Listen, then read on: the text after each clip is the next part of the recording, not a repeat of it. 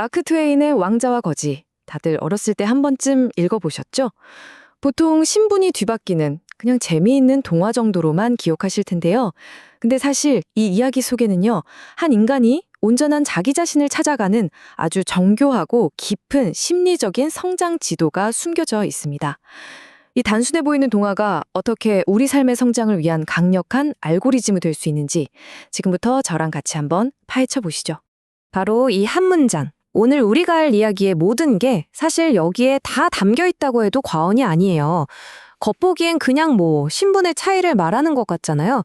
하지만 그 본질은 고통이라는 경험을 통해서 우리가 어떻게 더 깊고 온전한 인간으로 거듭나는지에 대한 이야기거든요. 이 관점을 딱 장착하고 이야기를 따라가 보면 전에는 안 보이던 아주 새로운 것들이 보이기 시작할 겁니다. 자, 그럼 본격적으로 한번 뛰어들어 볼까요? 첫 번째 분석 도구는 바로 칼 융의 심리학입니다.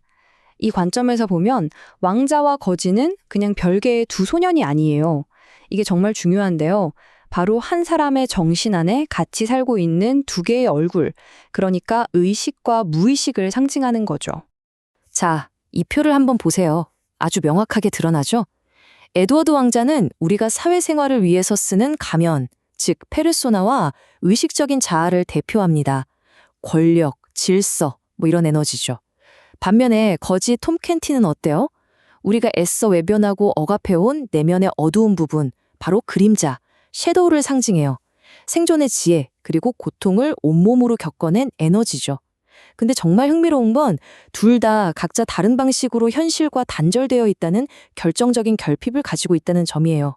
그리고 진짜 소름 돋는 건 왕자의 여정이 융이 말한 온전한 인격, 그러니까 자기 셀프를 찾아가는 개성화 4단계와 정확하게 딱 들어맞는다는 거예요. 보세요.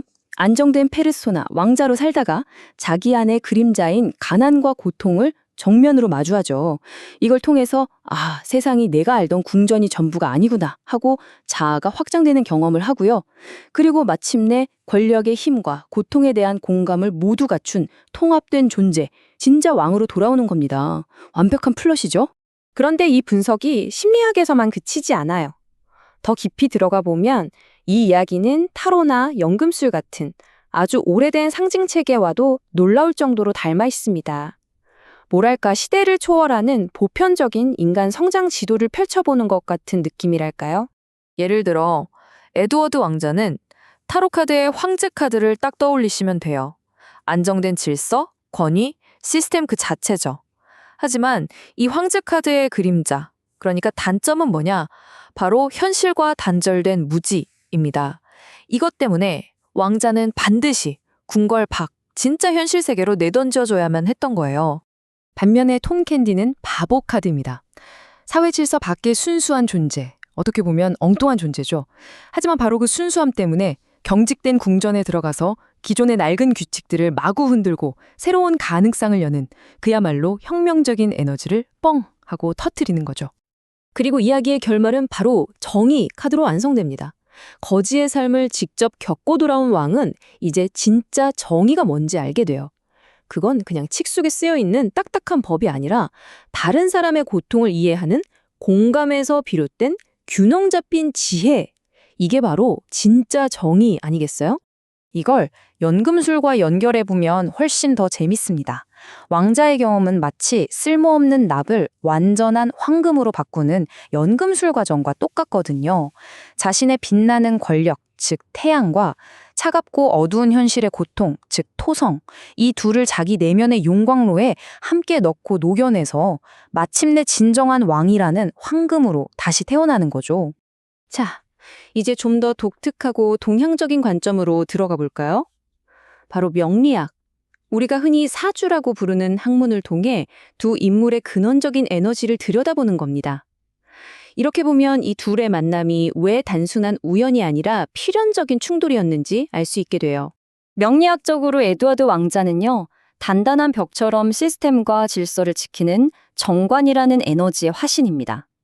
반면에 톰 켄티는 그 벽에 균열을 내고 허무는 바람처럼 기존 질서를 흔드는 창의적인 에너지, 상관을 상징하죠.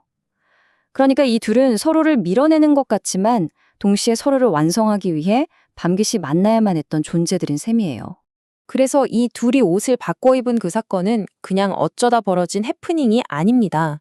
명리학에서는 이걸 충이라고 불러요.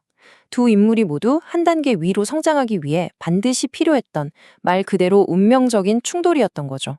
자, 지금까지 우리가 융심리학, 타로, 연금술, 명리학이라는 서로 완전히 다른 지도를 봤잖아요. 근데 정말 놀랍게도 이 모든 지도가 전부 같은 곳을 가리키고 있었습니다. 그게 뭘까요? 바로 우리 자신의 의식이 성장하고 변원하는 단계별 알고리즘입니다. 이 8단계 과정을 한번 보세요. 우리 모두가 겪는 과정일 수 있어요. 우리는 사회가 부여한 안정된 정체성, 황제로 살아가다가 어느 날 예상치 못한 사건으로 삶의 거대한 균열, 탑을 맞이합니다. 이걸 계기로 외면했던 내면의 어두운 부분, 달과 마주하고 고통스러운 자기 탐색의 시간을 거치죠. 하지만 결국 이 과정을 통해 모든 경험을 통합하고 더 넓은 관점으로 세상을 바라보면서 마침내 온전한 자신, 세계로 거듭나게 되는 겁니다. 결국 이 복잡해 보이는 과정의 핵심이 뭘까요? 바로 변화라는 것에도 명확한 공식, 즉 알고리즘이 있다는 겁니다.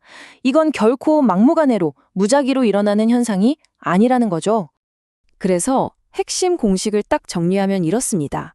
입력값은 뭐다? 안정된 사회적 역할, 즉 페르소나의 상실. 그리고 처리 과정은 내가 아니라고 부정했던 또 다른 나, 즉 그림자와의 통합.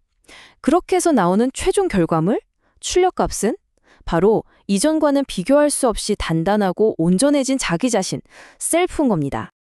이제 이 문장은 더 이상 책 속에 나오는 왕자만의 이야기가 아닙니다. 바로 이 방송을 듣고 있는 당신과 저, 우리 모두에게 던지는 메시지인 거죠. 진정으로 내 삶의 주인이 되고 싶다면 내가 애써 외면해온 내 안의 또 다른 삶, 그 거지의 삶을 기꺼이 마주해야 한다는 겁니다. 자, 이제 마지막으로 스스로에게 이 질문을 한번 던져보면 어떨까요? 지금 나는 내 안에 안정되고 익숙한 왕자의 옷만 입고 있나요? 아니면 내가 외면해온 내면의 거지와 마주할 준비가 되어 있나요? 어쩌면 진짜 성장의 열쇠는 바로 그 둘이 만나는 지점에 숨겨져 있을지도 모릅니다.